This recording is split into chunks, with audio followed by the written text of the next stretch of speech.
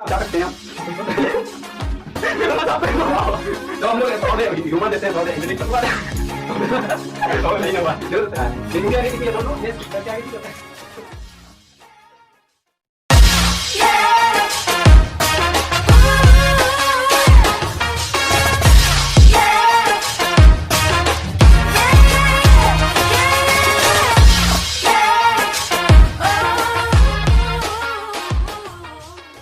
Hello guys, तो आज हम आप लोग के लिए लेके आए हैं एक क्विज़ कॉम्पिटिशन लेके आए हैं। एक प्लेटफ़ॉर्म है जिसका नाम है क्विज़ कॉम्पिटिशन। इसमें जो हम लोग क्वेश्चन पूछेंगे और वो आंसर देंगे और देखते हैं कौन कितना आंसर देता है और कितना सही देता है।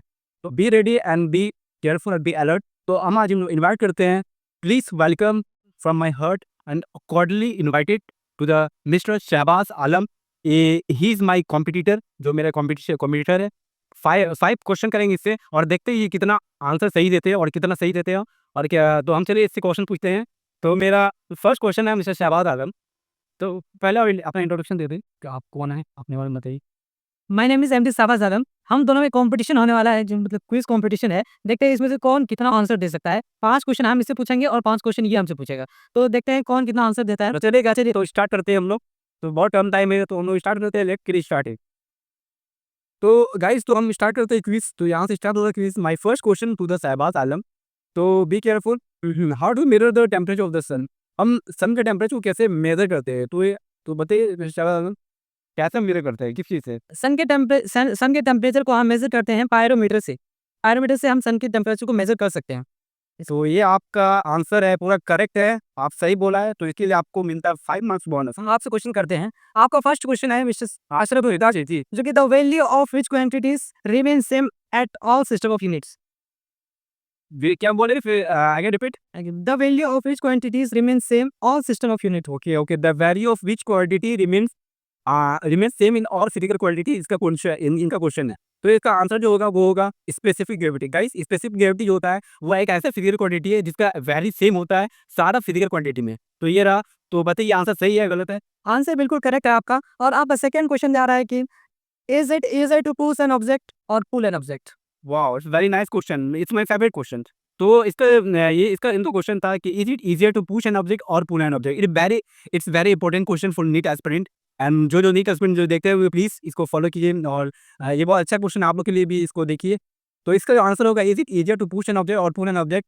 तो इसका answer, whether it is easier to push an object or pull an object, it depends on the size of the object, which is related to the person. If the object is smaller than the person, then its components of force to push it, it adds to its weight and increase the friction. Hence, it is easier to pull. And where object is bigger than the person, like Almira, like me, and like you, then it's easier to push on object. तो ये तो question था कि हम easy किया, पुल करना easy या push करना इजी। तो इसका आंसर दिए कि अगर आपका ऑब्जेक्ट अगर छोटा है आपसे, पर्सन से, तो इसको पुल करना ईज़ी होगा। और अगर ऑब्जेक्ट बड़ा होगा विथ रिस्पेक्ट टू सब्जेक्ट, तो उसको पुश करना ईज़ी होगा। तो ये था इसका मिस्टर शहबाज का क्वेश्चन था। तो इसका आंसर मिल गया। तो बताइए आंसर सही है या नहीं है? आंसर आपका बिल्कुल सही है। मतलब एक्सप्लेन भी आपने बहुत अच्छे से किया। तो चलिए आप फिर से आप क्वेश्चन कीजिए। Thank you mister Shahbaz. तो आपसे हम क्वेश्चन करना चाहते हैं कि मेरा क्वेश्चन आपसे है कि why does the sky appears black from the moon? Sky क्यों ब्लैक दिखता है मून से? जब हम चाँद पे जाते हैं तो वहाँ से एटमॉस्फेयर क्यों स्काई क्यों ब्लैक दिखता है? इसका आंसर अगर इसका आंसर बोला जाए कि एटमॉस्फेयर से हमको स्काई क्यों ब्लैक दिखाई पड़ता है, तो इसका आंसर होगा कि वो लैक ऑफ एटमॉस्फेयर की कमी की वजह से हमको मतलब कि ये ब्लैक दिखाई पड़ता है। लैक ऑफ एटमॉस्फेयर इसका आंसर होगा। वेल डन मिस्टर शहबाज आलम, आपने बहुत अच्छा जवाब दिया है, हमको बहुत अच्छा लगा। I like you and you explain very well. And my third question, और मेरा जो अनदर क्वेश्चन है मिस्टर शहबाज से, वो है the working of the quartz crystal in the watch is based on which effect? जो क्वार्ट्ज क्रिस्टल का जो वॉच में जो एक वर्किंग होता है, क्वार्ट्ज क्रिस्टल होता है वॉच में जो हम लोग जनरल यूज करते हैं, तो वो किस बेस पे डिपेंड करता है? विच इफेक्ट पे डिपेंड करता है? किस इफेक्ट पे डिपेंड करता है? तो आप इसका आंसर दिए प्लीज। ये जो इफेक्ट में डिपेंड करता है, ये पीजो इलेक्ट्रिक इफेक्ट में डिपेंड करता है। इसको एक्सप्लेन से हम क्लियर नहीं कर सकते हैं। तो इसका आंसर लेकिन क्लियर है कि पीजो इलेक्ट्रिक इफेक्ट इसका आंसर होगा।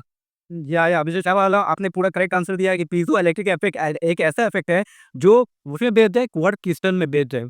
तो क्वार्ट्ज क्रिस्टल जो है वो बेस्ड है पीजो इलेक्ट्रिक इफेक्ट में।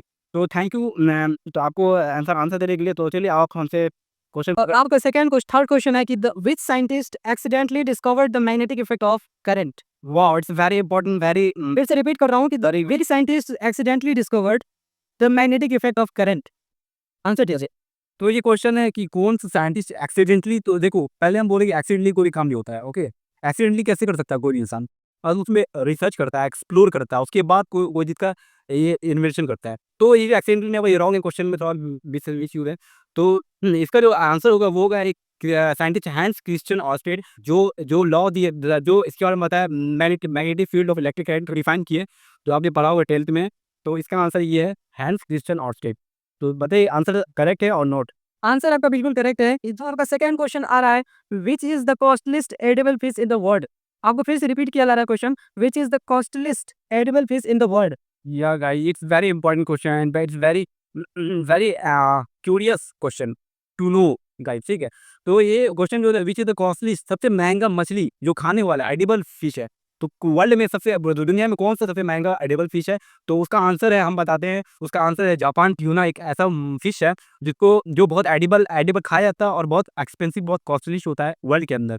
तो ये था आंसर, बताइए शबाज, ये करेक्ट और नॉट? यस, आपका आंसर बिल्कुल करेक्ट है। अब आप सेकंड में कुछ थर्ड क्वेश्चन। आज हम अब it's my turn to ask the question from you. So then my first question is, my another question is, how do we measure the temperature of the sun? Oh, sorry, it's repeated. It's not. It's a repeated question. It's old question.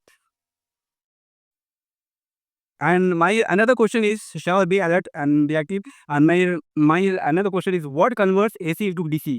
क्या AC को हम DC में, AC को DC में कौन convert करता है? Which instrument converts the AC into DC?